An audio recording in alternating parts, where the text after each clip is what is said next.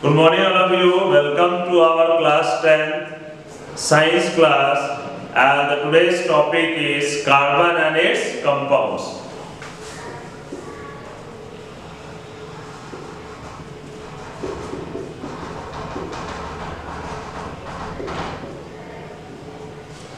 First of all, let me explain why we are going to study this chapter, carbon and its compounds. The very answer lies as you go to higher classes. We have one more branch of chemistry that is called organic chemistry, and that chemistry we basically study about carbon and its compound. So you can imagine the importance of this element, carbon. Now let us have a brief introduction on carbon. What is carbon? Carbon is just an element of periodic table. So why we are focusing on one element in class 10? And let me remind you, this chapter is one of the most important chapter for your upcoming board examinations. Now let us have a small introduction on carbon. Carbon is the third most important element just after oxygen and hydrogen. Means this element is of utmost important after oxygen and hydrogen. Next question comes, this compound or this element basically from where does the word carbon has been derived? The word carbon has been derived from the Latin word carbo. Carbo means coal here. See here, carbo. Latin word meaning coal. So this was just its introduction, carbon.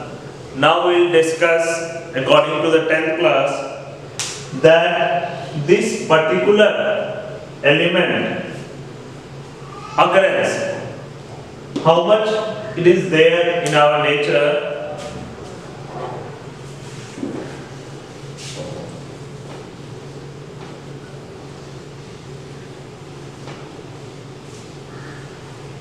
हम लोग को समझ में आ रहा होगा carbon का, क्योंकि बहुत ही स्मॉल इंट्रोडक्शन मिला है यहाँ पे कार्बन का। एक चीज और ध्यान दीजिए, ये जो कार्बन है अकरेंस ऑफ कार्बन, अगर ध्यान से देखा जाए तो अकरेंस ऑफ कार्बन को हम लोग दो पार्ट में डिवाइड कर सकते हैं। एक कार्बन का अकरेंस अर्थ क्रस्ट,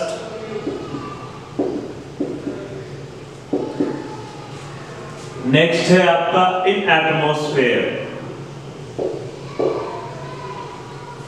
मतलब नेचर में कार्बन क्रस्ट में कितना पाया जा रहा है और एटमॉस्फेयर में कितना पाया जा रहा है। क्रस्ट में है हमारे पास 0.02%, carbon occurs in the earth crust at 0.02%। In which form? In minerals. Carbon is formed in minerals in form of carbonates, hydrogen carbonates,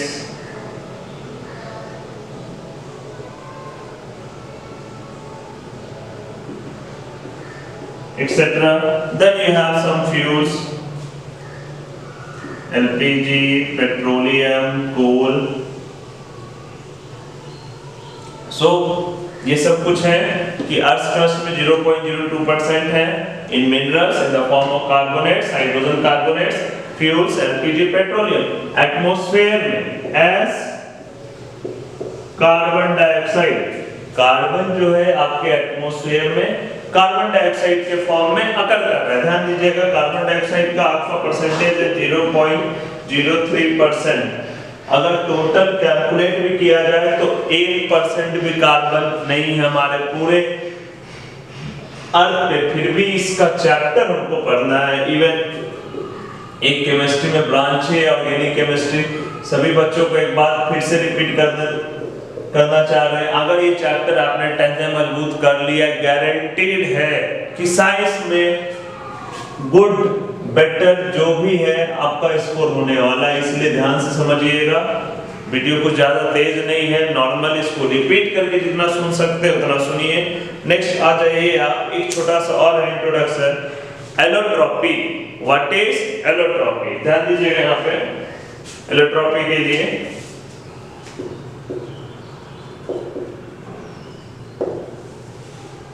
इन्हीं को मालूम है एलोट्रॉपी क्या होता है?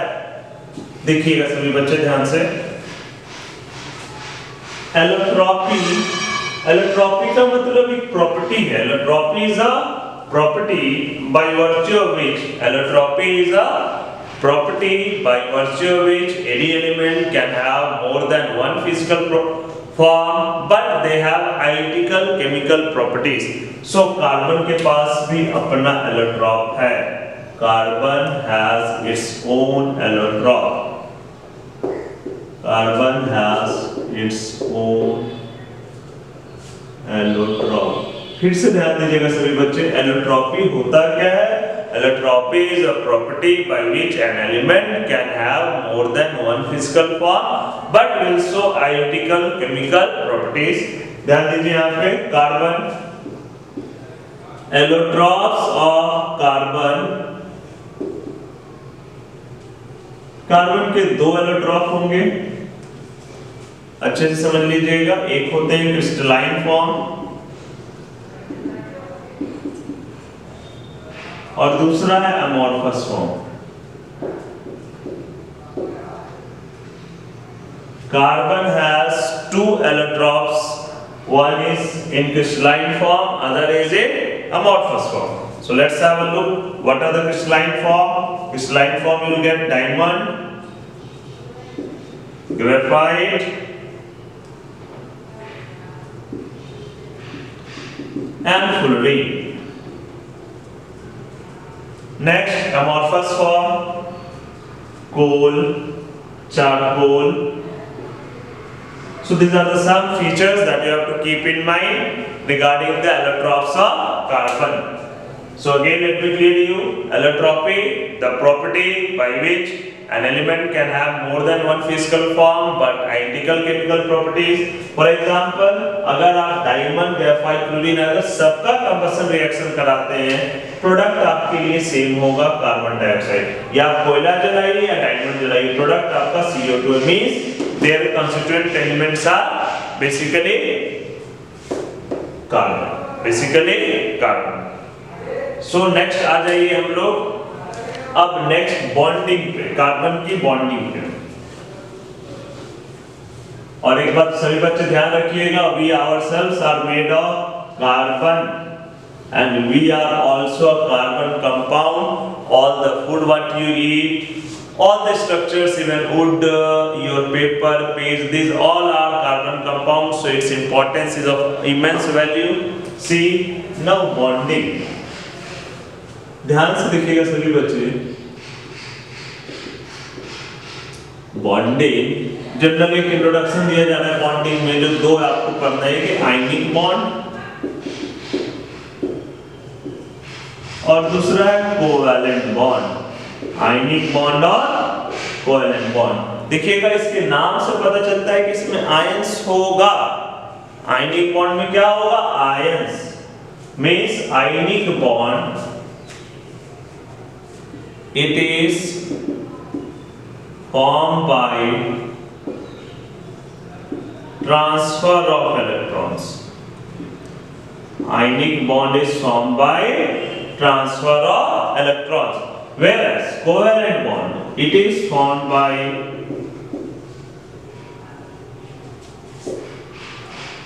mutual sharing of electrons. Mutual sharing of electrons. So ये कुछ basics term है जो आपको स्टार्ट करने से पहले बता दिया जा रहा है। Ionic compound it is formed by transfer of electrons, covalent bond they are formed by mutual sharing of electrons. So the question is carbon forms which bond? Carbon forms covalent bond, carbon forms covalent bond. And let us have why will carbon form covalent bond, why carbon will not form ionic bond. उसके पहले एक बात फिर बता दिया जा रहा है कि reactivity, why do elements react और व्हाई विल कार्बन कंबाइन और why the other elements combine. We have already studied all the elements they try to follow octet rule, means they want most of the elements except your helium, and those elements which complete duplet, all other elements, they want to have 8 electrons in their outermost shell. To achieve these 8 electrons in their outermost shell, elements form bonds. They form bonds or they show their reactivity. See carbon element is carbon, symbol C, electronic configuration 2, 4. So from electronic configuration you can easily conclude that carbon has 4 less electrons. Carbon के पास कितने electrons का कमी है? 4 electron का कमी है। अगर carbon 4 electron lose करते तो कार्बन के आउटर मोस्ट में कितना इलेक्ट्रॉन्स होगा? 2। अगर कार्बन 4 इलेक्ट्रॉन गेन कर ले तो कितना हो जाएगा? टोटल 8। हम दोनों केसेस को वन बाय वन स्टडी करेंगे। What will happen?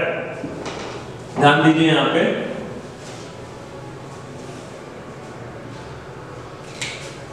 if carbon were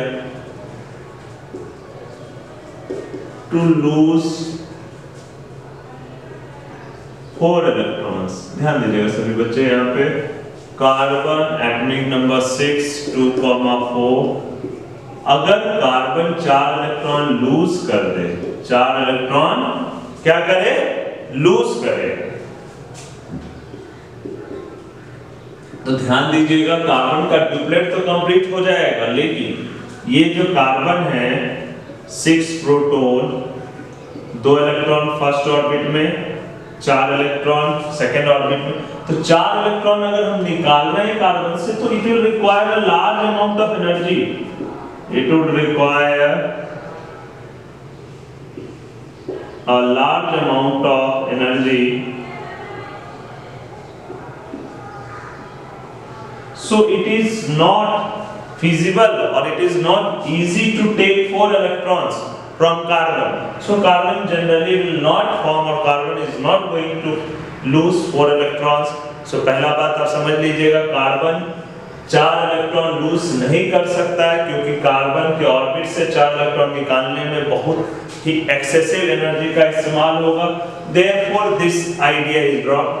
carbon 4 electron lose नहीं कर सकता।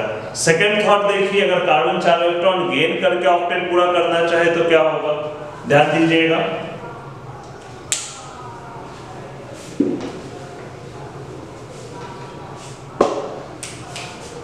कार्बन 2, 4, अगर कार्बन 4 इलेक्ट्रॉन ले लिया तो ये कैटायन है आपका और ये अनायन 2, 8। तो आप फिर से ध्यान दीजिए, कार्बन के न्यूक्लियस में 6 प्रोटॉन है, पहले ऑर्बिट में 2 इलेक्ट्रॉन है, अगर 4 इलेक्ट्रॉन गेन किया तो 8 हो जाएगा।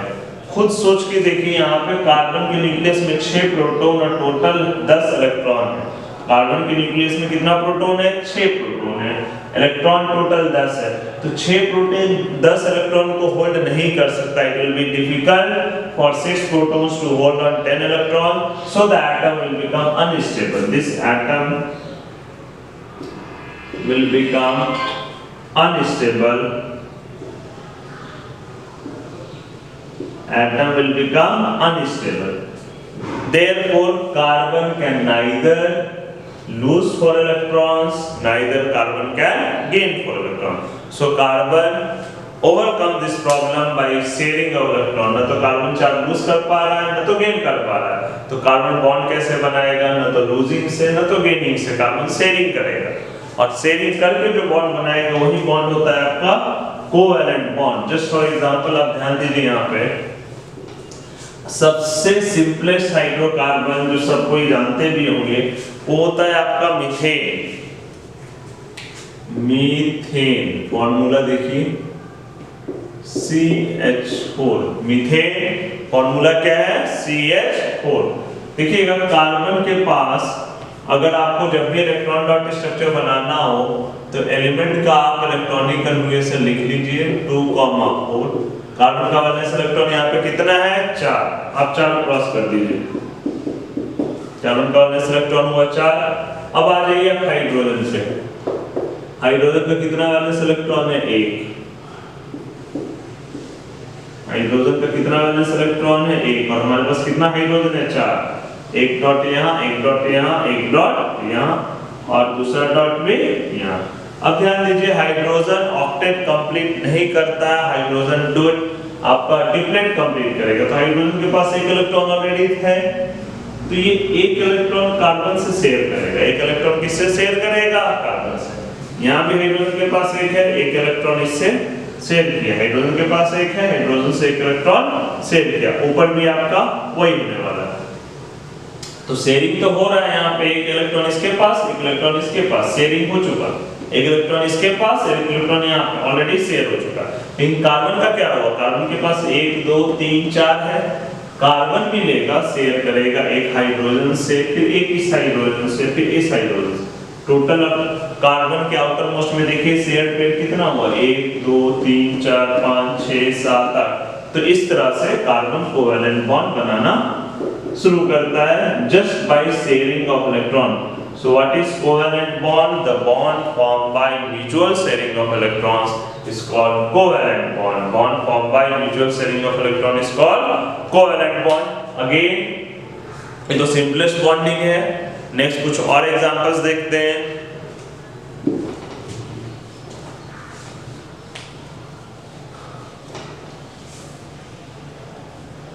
देखिएगा एग्जाम्पल नेक्स्ट हम लेने वाले हैं वाटर, H2O। H2O, फिर वही ऑक्सीजन सेंटर में, हाइड्रोजन हाइड्रोजन यहां बना लीजिए। हाइड्रोजन 1 है वैलेंस इलेक्ट्रॉन, ऑक्सीजन 8 होता है 2,6। वैलेंस इलेक्ट्रॉन ऑक्सीजन में कितना है? 6।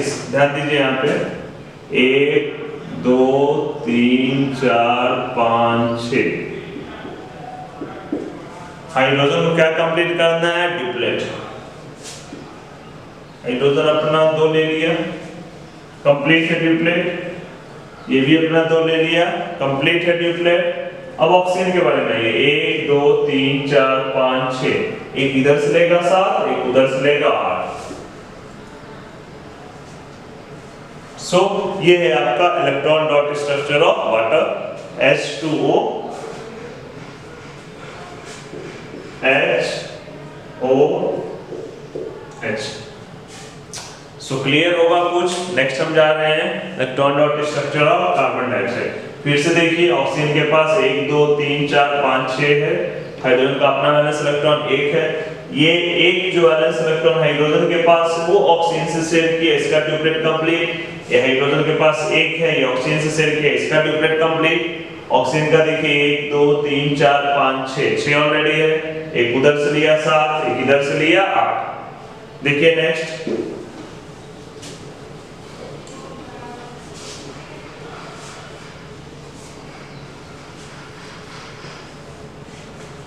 आपका नेक्स्ट है carbon dioxide. Carbon dioxide CO2। ध्यान दीजिए कार्बन के बारे में। फिर कार्बन का valence atomic number 6, electronic configuration 2,4, oxygen 8 2,6। देखिए CO।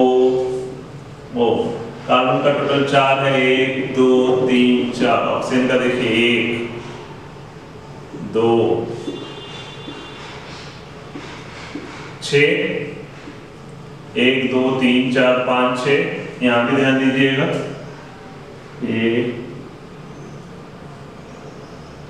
यहाँ भी 6। फिर से हम रिकॉल करा दे, कार्बन के पास 4 वैलेंस इलेक्ट्रॉन है, 1 2 3 4। ऑक्सीजन का 1 2 3 4 5 6, 1 2 3 4 5 6। ठीक, ध्यान दीजिए ऑक्सीजन का 6 है, 1 हुआ। कंप्लीट होगा? नहीं होगा। इसके लिए ऑक्सीजन को भी चाहिए 2। सो हम लोग क्या करेंगे यहाँ पे, ध्यान दीजिए, इधर भी आप शिफ्ट कीजिए, क्योंकि यहाँ पे ऑक्सीजन को कितना चाहिए है? 6 चाहिए। कितना? 2। तो 2 इलेक्ट्रॉन का शेयरिंग चाहिए। यहाँ पे सिंगल इलेक्ट्रॉन के शेयरिंग से नहीं बनेगा। ऑक्सीजन के पास कितना है? 6, 1 2 3 4 5 6। 2 का कमी, 1 2 3 4 5 6, 2 का कमी 6 2 8। क्लियर है? ध्यान दीजिएगा 1 2 3 4 5 6 ऑक्सीजन के पास है, कार्बन के पास अभी भी 1 2 3 4 कार्बन के पास इलेक्ट्रॉन है, 6 ऑक्सीजन के पास है। तो इसका 6 इलेक्ट्रॉन 2 इलेक्ट्रॉन कार्बन से शेयर किया गया। यहाँ भी देखिए 1 2 3 4 5 6 ऑक्सीजन के पास है, 2 इससे शेयर करेगा। कर चुका। अब कार्बन के पास देखिए ऑक्सीजन तो अपना 8 ले चुका कंप्लीट, 6 और 2 8। कार्बन का कितना 1 2 3 4, 2 अब इस ऑक्सीजन से लेगा, 2 उस ऑक्सीजन से लेगा। तो कार्बन का हो गया C। एक पेड़ ही शेयर हुआ तो एक सिंगल बॉन्ड, एक पेड़ शेयर हुआ तो एक सिंगल बॉन्ड, एक पेड़ शेयर हुआ तो एक सिंगल बॉन्ड, एक पेड़ शेयर हुआ तो एक सिंगल बॉन्ड। ठीक है, टोटल आपका कार्बन डबल बॉन्ड हो, कार्बन डबल बॉन्ड हो। ये क्लियर है? अगर एक और आ जाइए आप, ये तो डबल बॉन्ड हुआ, carbon double bond oxygen, carbon double bond oxygen. Next है आपका नाइट्रोजन N2। देखिएगा N2 के लिए नाइट्रोजन गैस, एक बात और याद रखिएगा, नाइट्रोजन का एटॉमिक नंबर होता है 7। नाइट्रोजन का एटॉमिक नंबर कितना है? 7। So electronic confirmation 2,5। एक नाइट्रोजन, टोटल 2 नाइट्रोजन है 5। 1 2 3 4 5, 1 2 3 4 5। इसके पास भी 5 है, इसके पास भी 5 है। ठीक है, तो ये 5 है तो इलेक्ट्रॉन्स कितना कम रहा है? इसके पास 3, 8 होना चाहिए। 1 2 3 4 5 6 7 8, 8 इधर हो चुका। 1 2 3 4 5 6 7 8, 8 इधर हो गया। अब ध्यान दीजिएगा, आपको लग रहा होगा ट्रिपल बॉन्ड है, 1 2 3 का नाइट्रोजन का कौन सा बॉन्ड बन गया? Triple bond. सो ये क्लियर हो गया आपका नाइट्रोजन ट्रिपल बॉन्ड। हाँ, ऑक्सीजन देखिए फिर से आ जाइए O2। अगर O2 का आ गया एग्जाम में, draw the electron dot structure of O2। Oxygen देखिए यहाँ पे कितना है? ऑक्सीजन का एटॉमिक नंबर 8, इलेक्ट्रॉनिक कन्फर्मेशन 2,6। तो 1 2 3 4 5 6, 1 2 3 4 5 6। ऑक्सीजन में कितना घट रहा है? 2। 1 2 3 4 5 6। ऑक्सीजन का 8 हो गया। इस ऑक्सीजन का भी देखिए 1 2 3 4 5 6, 2 घट रहा है। ठीक है, तो ये ऑक्सीजन कितना बॉन्ड बना? Double bond. फिर से ध्यान दीजिएगा, यहाँ पे ये सब हो चुका आपका। N2 हो गया, O2 हो गया, H2 हो चुका। नेक्स्ट देखिएगा आप लोग, आपका जो नेक्स्ट में आ रहा है यहाँ पे, देयर आर 2 प्रॉपर्टीज। क्वेश्चंस फिर आता है एक नया टॉपिक जो है आपका versatile nature of carbon.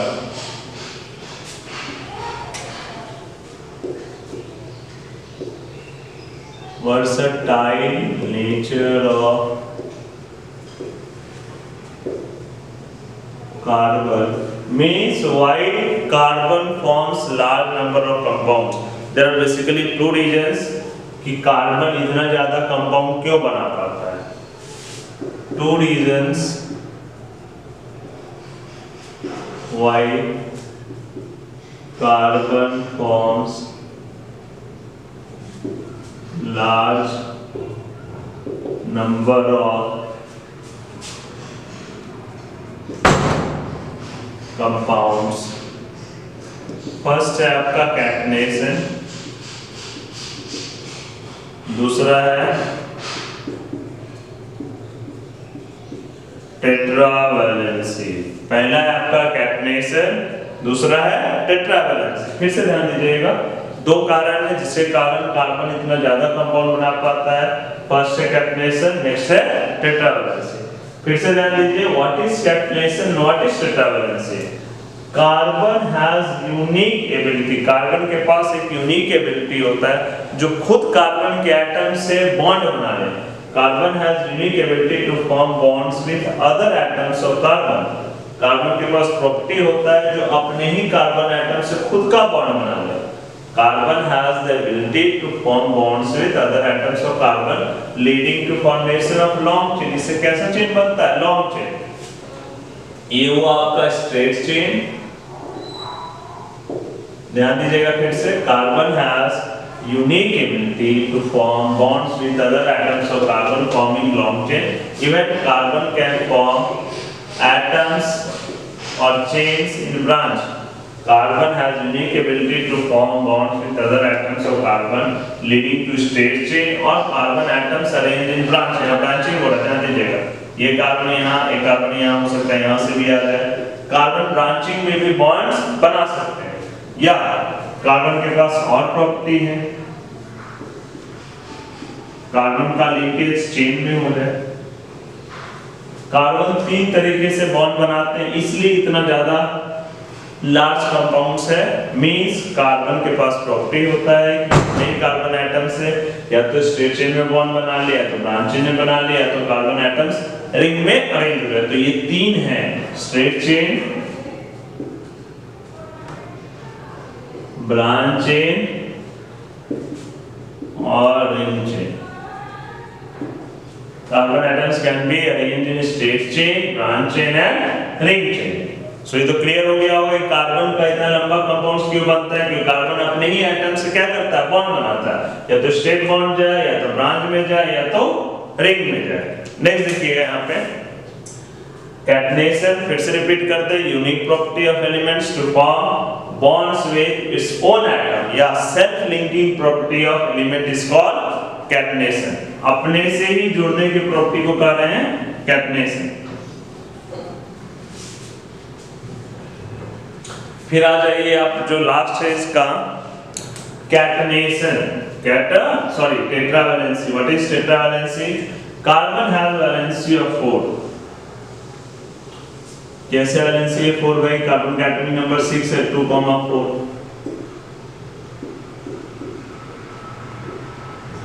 Carbon has valency of 4। अगर जिस एलिमेंट के पास 4 वैलेंसी है, जिस एलिमेंट के पास 4 का वैलेंसी है, कार्बन हैज वैलेंसी ऑफ 4, तो ये 4 मोनोवैलेंट एलिमेंट से कंबाइन कर सकता है। मोनोवैलेंट एलिमेंट मतलब जिसका वैलेंसी 1 हो, जैसे chlorine, hydrogen, fluorine, bromine. Carbon के पास 4 वैलेंसी, तो 4 अलग-अलग एलिमेंट जो मोनोवैलेंट है उससे कंबाइन कर सकता है, या कार्बन ऑक्सीजन से भी कंबाइन कर सकता है। जिस ध्यान दीजिए, सो कार्बन का प्रॉपर्टी जिससे कार्बन के पास वैलेंसी 4 है, कार्बन मोनोवैलेंट एटम से भी कंबाइन कर सकता है, ऑक्सीजन से भी कंबाइन कर सकता है, सल्फर से भी कर सकता है, और किसी दूसरे एलिमेंट से भी कंबाइन कर सकता है, क्योंकि इसका वैलेंसी 4 है तो 4 अलग-अलग तरीके से बॉन्डिंग बना सकता है। ये दो रीजंस हैं कि carbon why this carbon is forming large number of compounds. First property is catenation, other is tetravalency. The carbon has valency of 4. It can combine with 4 other monovalent atom.